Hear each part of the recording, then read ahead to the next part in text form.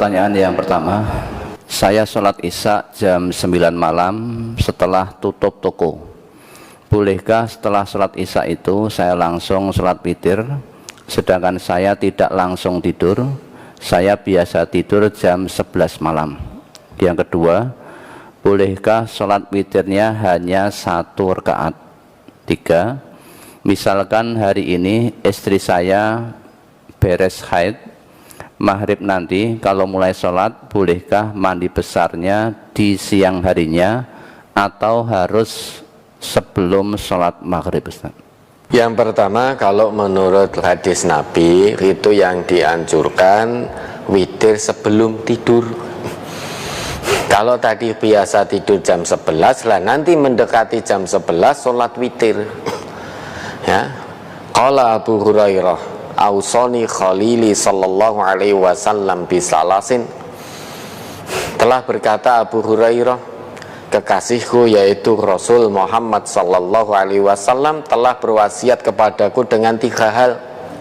Yang pertama, siyami salasati ayyam min kulli syahr, puasa 3 hari di setiap bulannya. Wa rak'atai duha, 2 rakaat duha.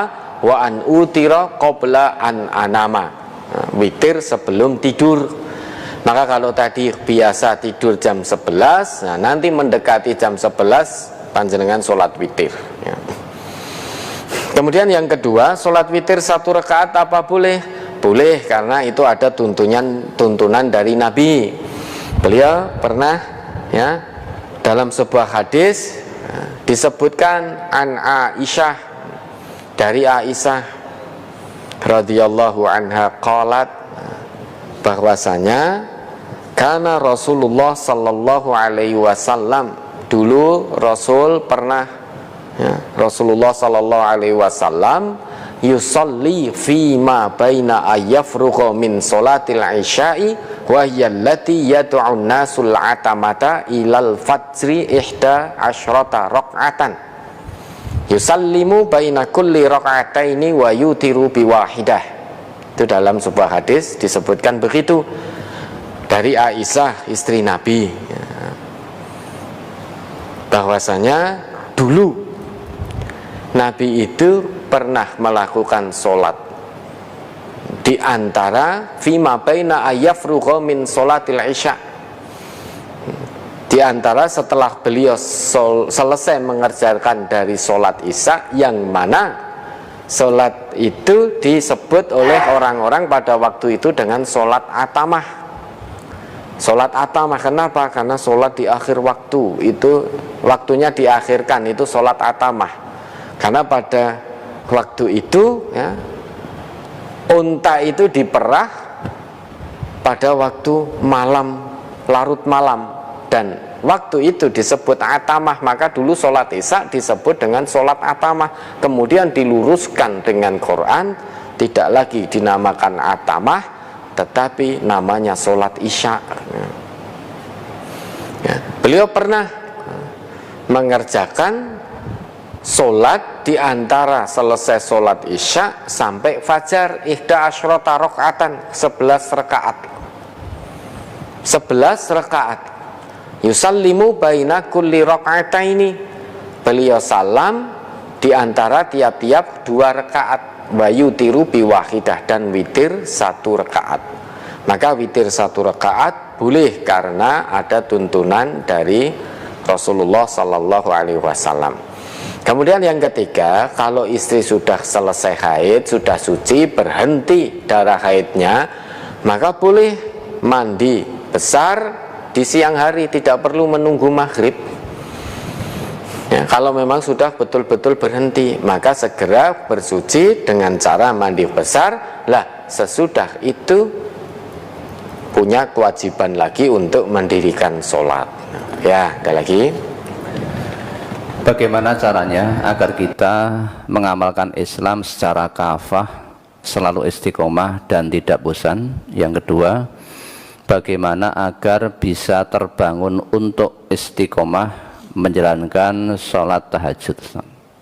Pertanyaan yang kedua ini akad kemarin kalau tidak keliru sudah kita jelaskan panjang lebar. bagaimana bisa istiqomah tahajud. Nah, itu. Ya. Untuk bisa istiqomah tahajud harus diusahakan. Ya, ini saya jawab yang kedua dulu. Harus diusahakan untuk bisa istiqomah tahajud. Salah satu cara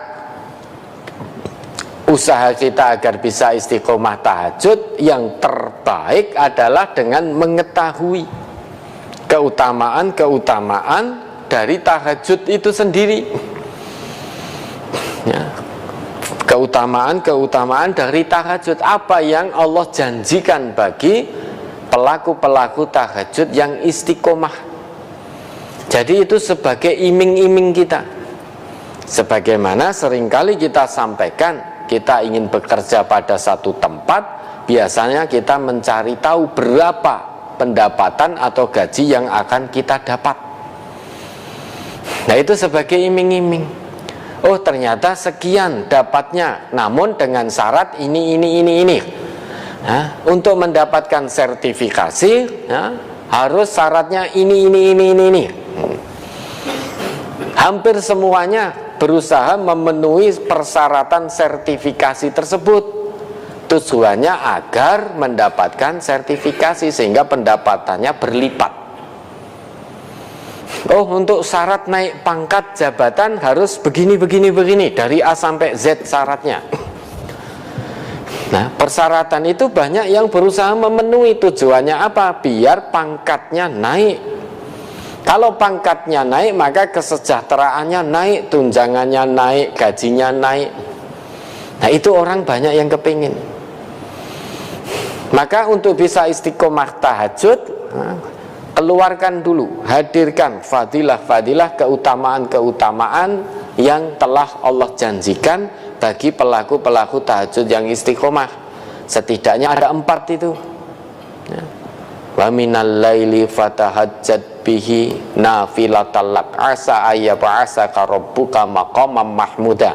Pertama, diangkat derajatnya ke tempat terpuji. Diangkat derajatnya oleh Allah ke tempat terpuji.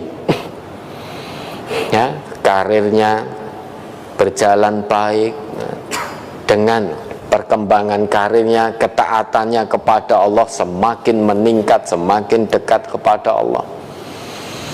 Ya, segala kesulitan diberi jalan keluar oleh Allah. Itu, jadi diangkat ke tempat terpuji dunia akhirat. Kalau yang janji manusia saja kita berusaha memenuhi, kepingin, apalagi ini yang menjanjikan Allah. Allah tidak pernah mengkhianati, mengingkari janji yang sudah dibuatnya. Pasti bahagia dunia, bahagia akhirat. Itu yang pertama. Kemudian yang kedua, apa itu ayatnya? Wa qur rabbi adkhilni mudkhala sidqin. Yang kedua, orang yang tahajud secara istiqomah, janji dari Allah, dia akan mendapatkan bimbingan di setiap langkah aktivitas hidupnya. Maka apapun aktivitasnya, insya Allah lurus karena mendapatkan bimbingan dari Allah. Aktivitas yang mendapatkan bimbingan dari Allah akan membawa dirinya menuju kebahagiaan dunia akhirat. Yang kedua, yang ketiga, keutamaan. Nah, orang yang tahajud dengan istiqomah mendapatkan janji dari Allah, mendapat jalan keluar di setiap masalah. Wa akhrijni mukhraja sidqin. Mendapatkan jalan keluar di setiap masalah. Apapun masalahnya, tidak tunggu lama selesai, karena Allah yang menyelesaikan masalahnya, Allah yang beri jalan keluarnya. Kemudian yang keempat, janji Allah bagi pelaku tahajud yang istiqomah, waj'alli min ladunka sultanan nasira, mendapat perlindungan dari Allah. Setiap kali diganggu oleh orang lain, maka dia akan mendapatkan perlindungan dari Allah. Pekerjaannya diganggu, berusaha untuk disingkirkan, berusaha untuk diturunkan, berusaha untuk ini difitnah agar diganti, dan lain sebagainya. maka Allah akan beri penjagaan. Ya, bisnisnya diganggu orang, dielek-elek dan lain sebagainya, persaingan tidak sehat, dijloki harganya, dia akan mendapatkan penjagaan dari Allah. Orang ngejloki rego tidak masalah, orang memfitnah dagangannya tidak masalah, dikatakan tidak orisinil tidak masalah, dikatakan banyak campurannya tidak masalah, wong aslinya buktinya itu asli, 100% gula asli. Orang yang benci ingin menghancurkan usahanya, maka Allah akan gagalkan, karena Allah akan memberikan perlindungan kepada pelaku-pelaku tahajud yang istiqomah. Nah, ini dipahami. Syarat untuk mendapatkan ini, maka tahajud dengan istiqomah. Tentu kita akan berusaha semaksimalnya untuk mendapatkan apa yang dijanjikan Allah ini. 4 hal terkait dengan pelaku-pelaku tahajud yang istiqomah. Itu yang jawaban yang pertanyaan kedua.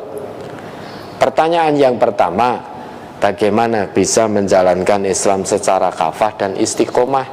Quran surat Al-Baqarah ayat 208. Mari diingat kembali, Ustaz. Surat Al-Baqarah ayat 208.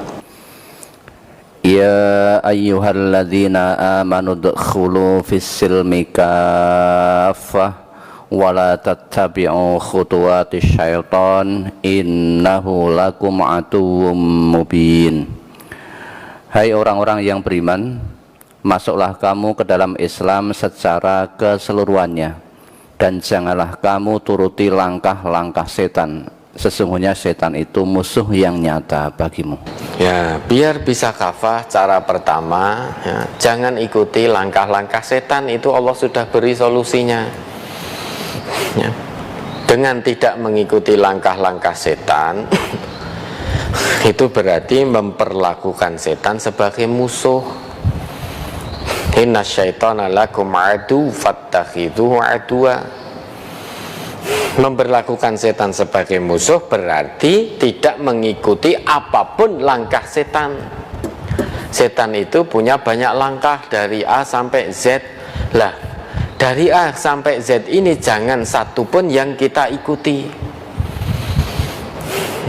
Kalau kita mengikuti satu saja langkah setan, maka akan meremen, sehingga kita akan mengikuti langkah-langkah setan yang lain. Maka setan itu selalu memberikan bisikan yang buruk.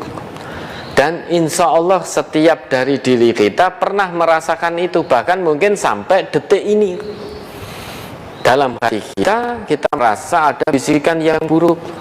Mau beramal soleh hari ini ada bisikan setan. Mungkin tadi kita mau sholat duha, setan yang bisiki, wah duhane masih sampai nanti. Jam 8 kita mau berdiri sholat duha, wah nanti saja jam 9, wah nanti saja jam 10.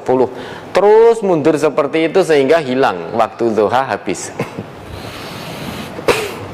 Nah, nanti mungkin setelah sholat zuhur kita mau sholat rawatib, setan juga bisiki, yang penting kan hanya wajibnya. Rawatib itu kan hanya sunnah. Nah, sunnah itu kamu kerjakan dapat pahala, tidak kamu kerjakan tidak dosa. Wes yang penting wajibnya kok rasa nganggo rawatib, tidak usah pakai rawatib. Mau sedekah, bisikan setan.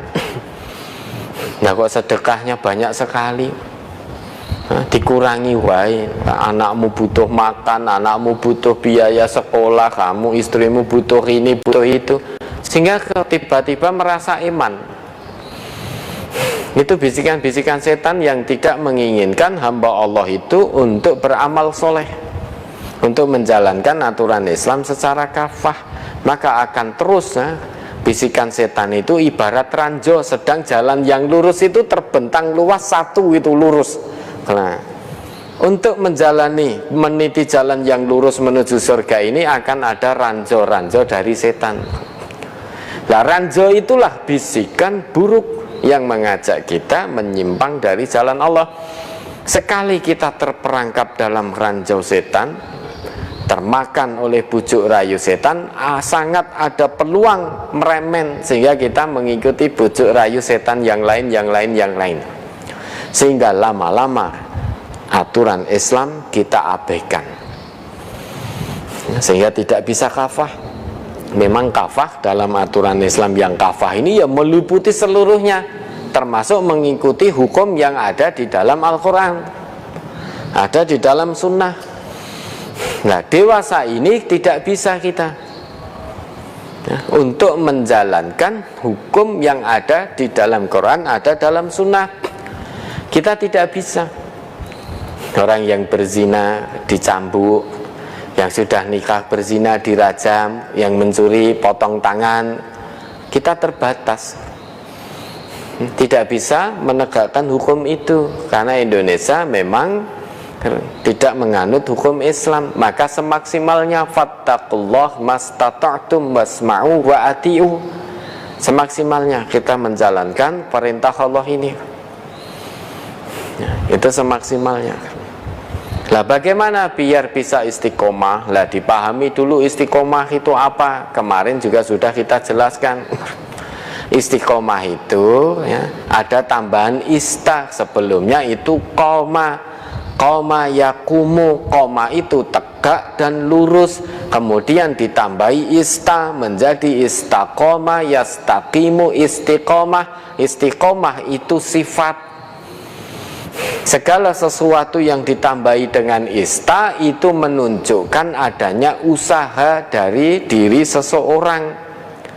Lah kalau tadi pengen menjalankan Islam secara kafah, tidak malas, bangun tahajud biar bisa istiqomah, maka ada usaha dari dalam diri kita, berusaha untuk mewujudkan itu. Mewujudkan apa? Mewujudkan ketaatan kepada Allah.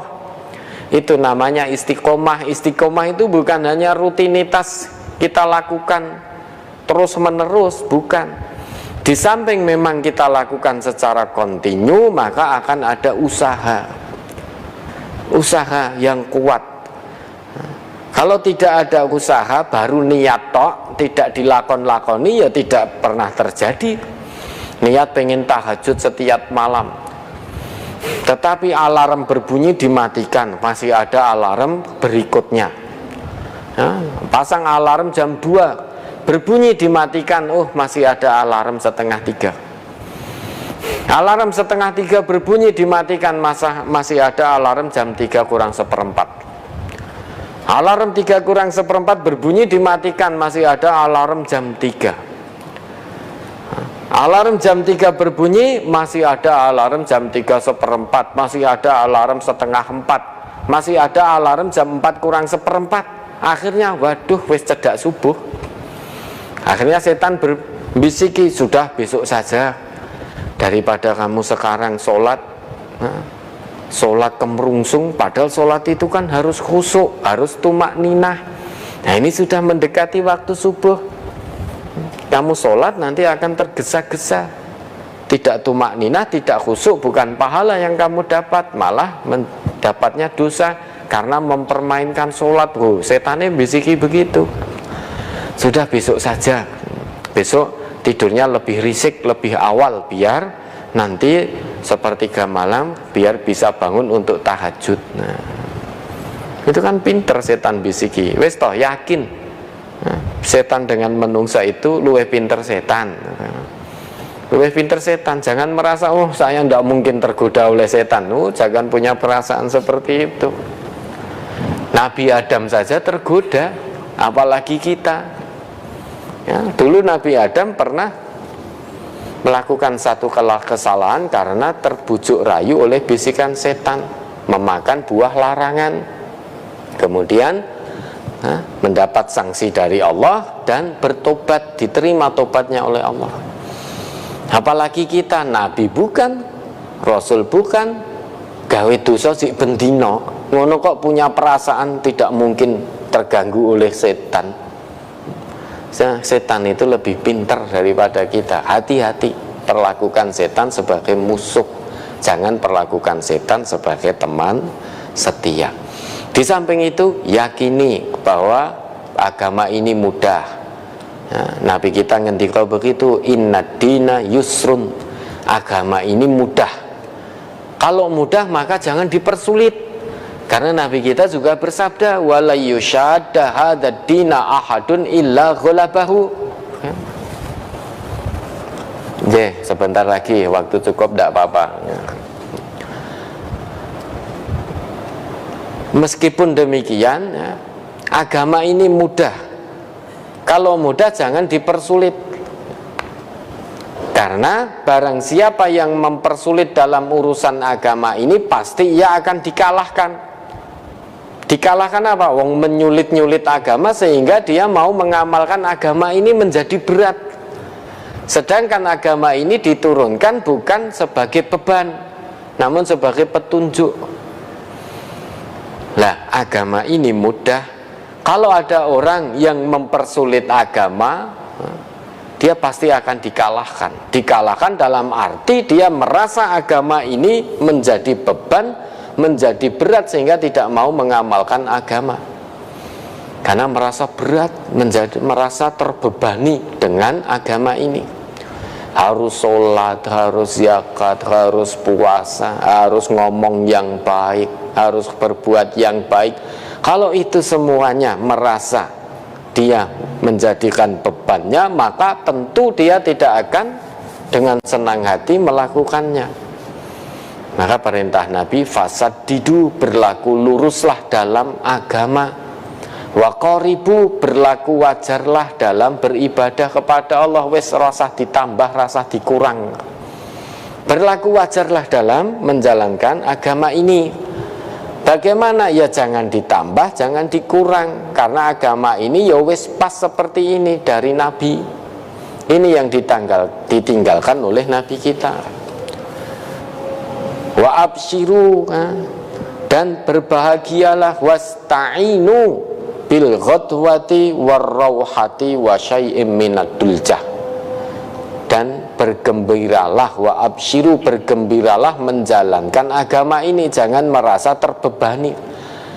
Berkata baik, ya kita berkata baik dengan penuh kegembiraan, jangan merasa terbebani. Wah, dadak ngomong jujur, wah ra oleh fitnah.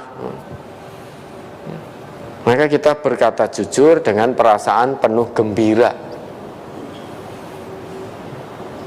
Dan mintalah tolong pada Allah di waktu pagi dan sore, dan sedikit di malam hari. Artinya minta tolong terus, pagi, sore, malam, pagi, sore, malam, pagi, sore, malam, minta tolong kepada Allah. Insya Allah dengan begitu akan bisa istiqomah di jalan Allah ini. Kita menjalankan agama terasa ringan, tidak terasa berat, tidak terasa terbebani. Semuanya kembali ke dirinya masing-masing, tinggal mau berusaha atau tidak. Kalau mau berusaha, insya Allah Allah akan mudahkan jalannya. Tetapi kalau tidak mau berusaha, mulai saja belum, tangeh lamun mau istiqomah, maka dimulai. Setan itu lebih mudah menggoda manusia yang randang mulai-mulai.